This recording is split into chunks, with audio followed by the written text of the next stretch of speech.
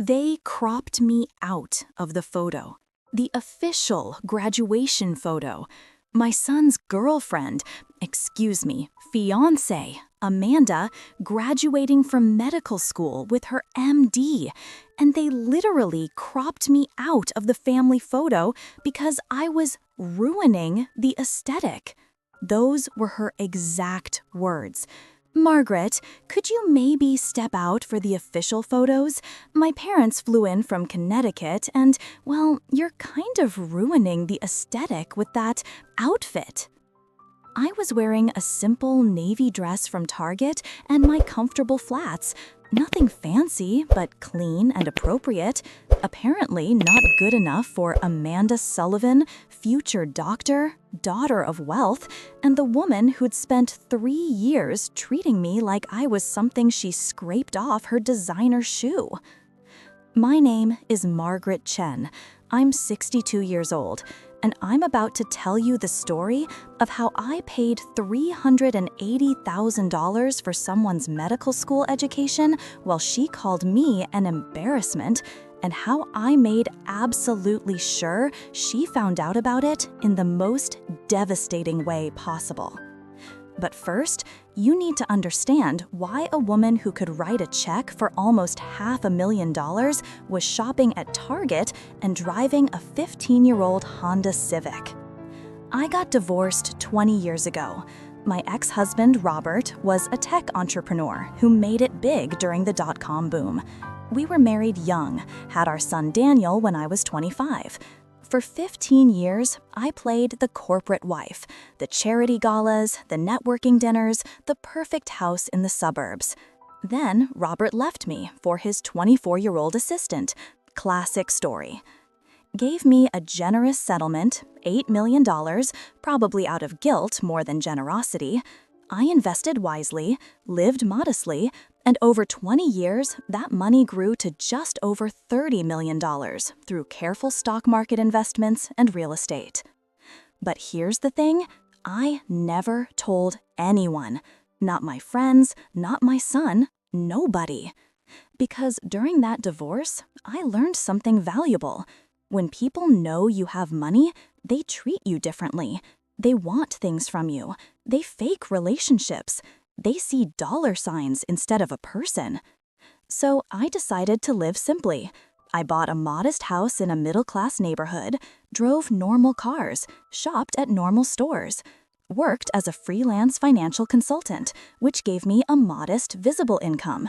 And I watched very carefully to see who valued me, not for my bank account.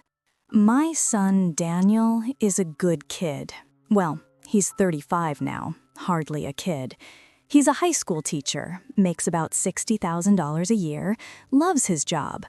I raised him after the divorce, mostly on my own. Robert paid child support, but wasn't very involved. I never spoiled Daniel. He got a public school education, worked part-time jobs through college, graduated with some student loans that he paid off himself. I helped when he was really struggling, but I wanted him to learn the value of work and money. 3 years ago, he met Amanda at a hospital charity event he was chaperoning with his students. She was a first-year medical student, beautiful, ambitious, from old Connecticut money. Her father owns a chain of private hospitals. Her mother sits on multiple charity boards. Daniel was smitten immediately. Couldn't stop talking about her. Mom, she's amazing. She's going to be a doctor. She's so smart and driven. I met her for the first time at a coffee shop. She was polite, but assessing. I could see her eyes taking in my department store clothes, my lack of jewelry, my ordinary appearance. So, Margaret, what do you do? I'm a financial consultant, freelance. Oh, that's nice. The way she said nice made it clear she didn't think it was nice at all. And you raised Daniel alone? Yes, after my divorce. That must have been hard, financially, I mean. There it was, the first dig, the subtle implication that I was poor, struggling, barely making ends meet. Over the next few months, the digs got less subtle. Daniel would invite me to dinner at their apartment. Amanda would serve elaborate meals and make comments like, "I know this restaurant is expensive, Margaret, but Daniel insisted on treating you. He's so generous with what little he has." Or, "Margaret, you really should update your wardrobe. I know teachers don't make much, but first impressions matter. I could take you shopping at some affordable places." She never said I was poor outright. She just implied it constantly. And Daniel, who was so in love he couldn't see straight, never noticed. 6 months into their relationship, Amanda's medical school loans came up. She was going to one of the most expensive medical schools in the country. Even with her family's money, the loans were adding up. "It's so stressful," she told Daniel over dinner at my house. "Between tuition, books, living expenses, I'll graduate with over $350,000 in debt. And you know doctors don't make that much starting out." Daniel looked stressed. I knew what he was thinking. They were getting serious. Her debt would become his debt eventually. Amanda turned to me. "Margaret, you're a financial consultant. What would you advise someone in my position?" "Apply for every scholarship and grant available. Work part-time if possible. Live frugally." She laughed. Actually laughed. "Live frugally. Right. I'm sure that's easy advice when you're used to—" She gestured vaguely at my small house. "This." That night, after they left, I made a decision. I was going to pay off Amanda's medical school debt, every penny, anonymously. Not because I liked her, but because I loved my son, and I could see this debt was going to strain their relationship, and because I wanted to see what kind of person she really was when she thought no one important was watching. Through my financial connections, I set up an anonymous donor fund through the university. It wasn't that hard. Universities love anonymous donors, no obligation to kiss up to them at fundraisers. The fund would pay off Amanda's tuition bill each semester, plus a generous stipend for living expenses and books. The only condition, the recipient couldn't know who the donor was. The university would tell her it was an anonymous benefactor who supported promising medical students. Amanda received the notification 2 weeks later. I was at their apartment when she got the email. "Oh my God! Oh my God!" She was jumping up and down. "Daniel, I got a full scholarship. Some anonymous donor is paying for everything. Tuition, books, even a living stipend." Daniel hugged her, ecstatic. "Baby, that's amazing. You deserve it." She was crying happy tears. "This changes everything. I can focus on my studies. I don't have to work. I can get the best rotations, do research, build my career without this debt hanging over me." Then she looked at me. "Can you believe it, Margaret? Some wealthy person just decided to invest in my future? Someone who recognizes potential when they see it." The implication was clear. Unlike you, who has no money to invest in anything. I smiled. "That's wonderful, Amanda. You're very lucky." Over the next 3 years, I paid $380,000 total. Tuition, fees, books, living expenses. I watched every penny of my money go to supporting a woman who treated me with barely disguised contempt. And the contempt only grew. With her financial stress gone, Amanda threw herself into medical school. She excelled, top of her class, published research, got into the most prestigious residency programs. And as her status grew, her treatment of me got worse. "Margaret, you really shouldn't wear that to my white coat ceremony. It's a professional event." "Margaret, maybe sit in the back at my research presentation. The front rows are for faculty and important guests." "Margaret, I don't think you'd enjoy this medical gala. It's very formal and expensive. Maybe Daniel can go alone." She never invited me to anything important. Christmas with her family in Connecticut? It's just immediate family, Margaret. You understand. Her medical school graduation party? Space is limited, and we have to prioritize guests who've really supported my journey. Supported her journey?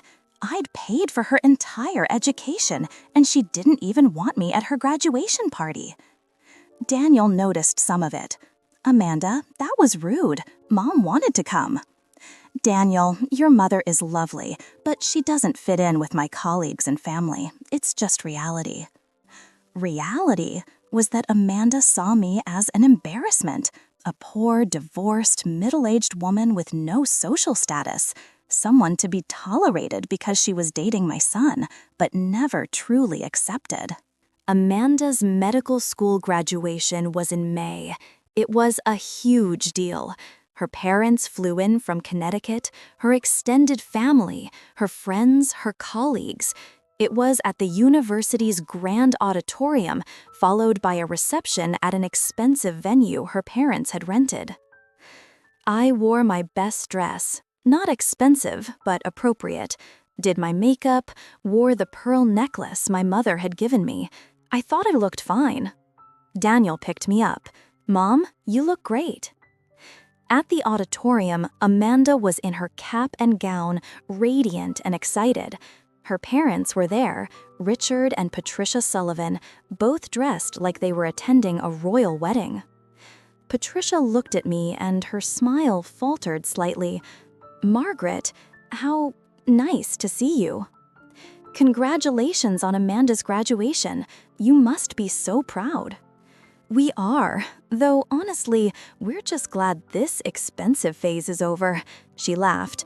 Do you have any idea how much medical school costs? I bit my tongue.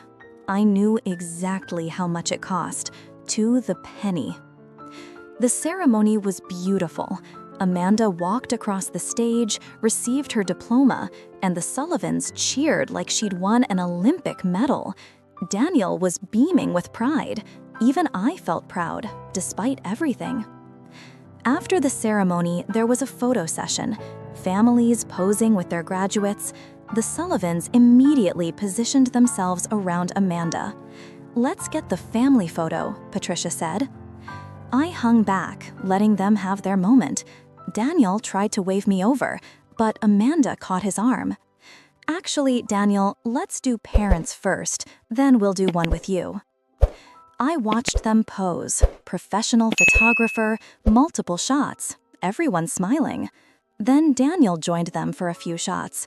Then Amanda's siblings, her grandparents, her friends from medical school, 20 minutes of photos. I stood to the side, waiting for my turn. Finally, the photographer said, "Okay, I think we have everything we need." "Wait," Daniel said, "we need some with my mom." Amanda's smile tightened. "Oh, right." I walked over, stood next to Daniel. The photographer raised his camera. "Actually," Amanda said, her voice loud enough for everyone nearby to hear, "Margaret, could you maybe step out for the official photos? My parents flew in from Connecticut, and we want these to look, cohesive, professional. You understand, right?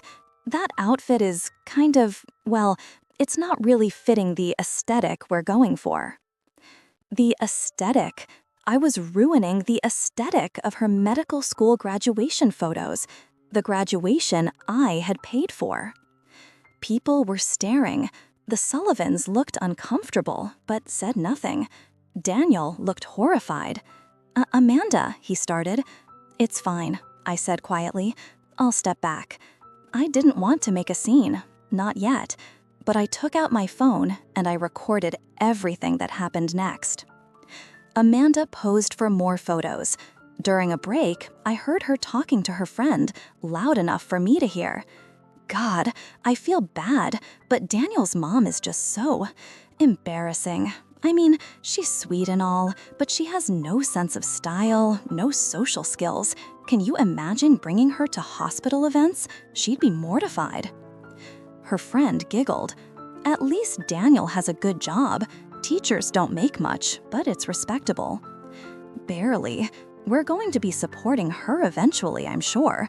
Once she's too old to work, where else is she going to go? We'll probably have to help her financially. Supporting me? They were going to have to support me. The reception was at a country club. Elegant, expensive, full of people in designer clothes. I felt out of place, which was exactly how Amanda wanted me to feel. During dinner, there were speeches. Amanda's father gave a touching speech about his daughter's dedication and hard work. Patricia talked about the sacrifices they'd made to support Amanda's education. The sacrifices they'd made. I'd paid for the entire thing, and they were taking credit. Then Amanda gave a speech.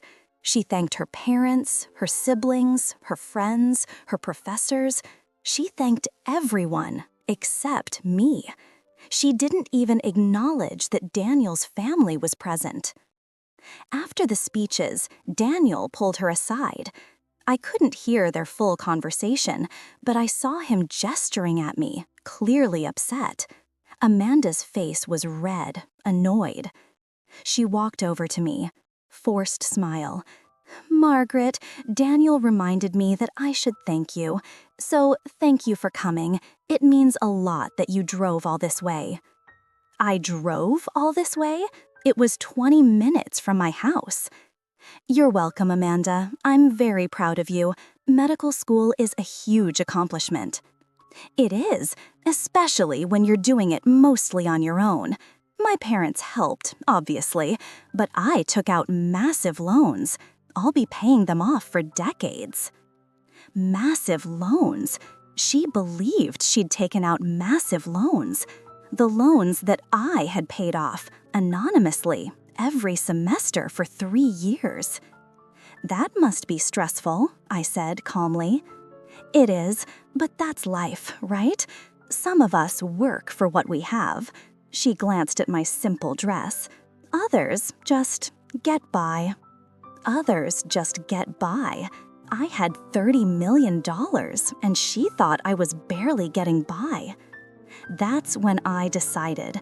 I'd been planning to tell her the truth eventually, but privately, gently, maybe as a wedding gift or something. But no, she wanted to humiliate me publicly. I'd return the favor. If you're angry right now, just wait, because what I did next at that reception changed everything. Margaret wasn't just going to reveal the truth. She was going to make sure Amanda never forgot the lesson. Hit like if you want to see how this plays out, and keep watching because the revenge is absolutely perfect. I waited until dessert was being served. Then I stood up, glass in hand, and walked to the microphone. Daniel looked panicked. The Sullivans looked confused. Amanda looked annoyed. "Excuse me," I said into the microphone. "I don't mean to interrupt, but I have something I'd like to share." Amanda stood up. "Margaret, this really isn't—" "It'll just take a minute, Amanda, I promise." I pulled out my phone, connected it to the venue's projection screen. Easy to do. I'd asked the AV guy earlier and slipped him $100.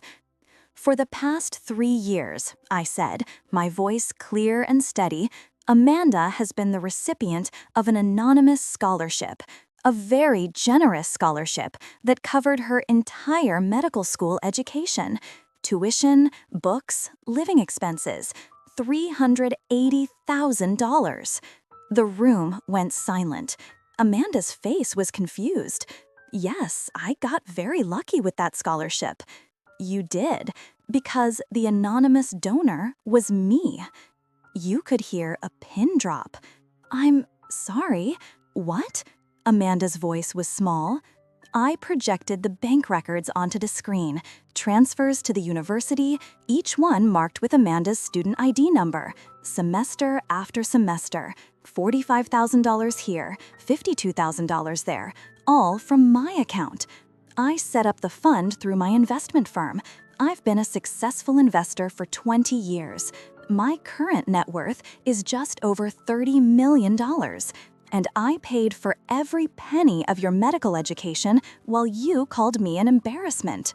Amanda's face went white, then red. Her parents looked shocked. Her friends were whispering. "Margaret," Richard Sullivan started, "if this is true, it's true. Here are the receipts. Here are the university acknowledgments. Here's the paperwork from the donor fund. I'd brought copies, handed them to the Sullivans." Patricia stared at the documents. "You've had this kind of money the whole time, and you live like a normal person?"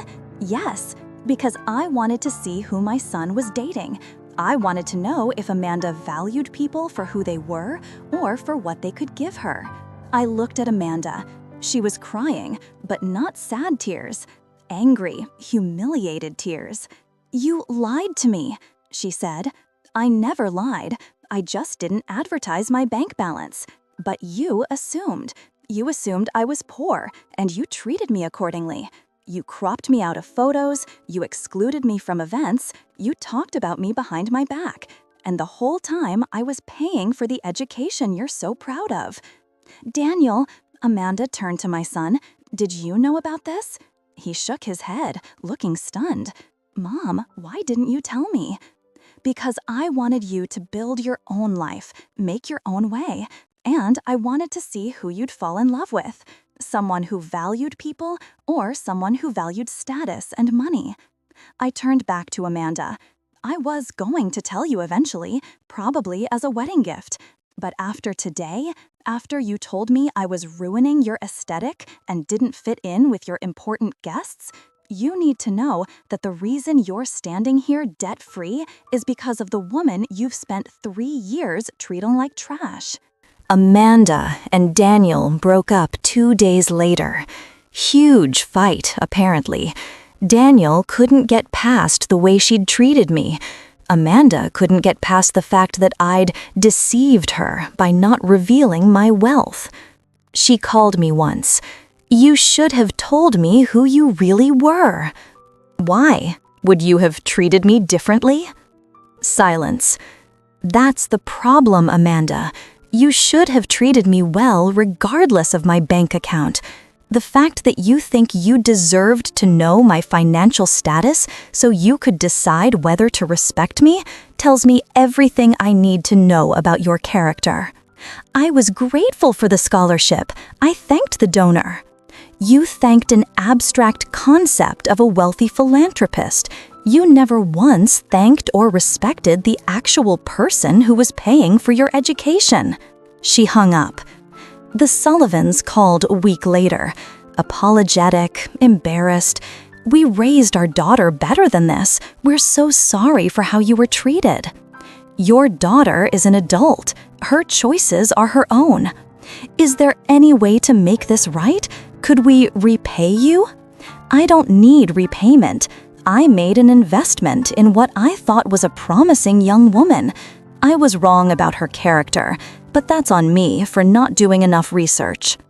The medical school actually called me too, wanted to thank me personally, put my name on a scholarship fund, maybe invite me to speak at events. "No thank you. I prefer to remain anonymous." Daniel was confused and hurt. "Mom, why didn't you trust me enough to tell me?" "I did trust you.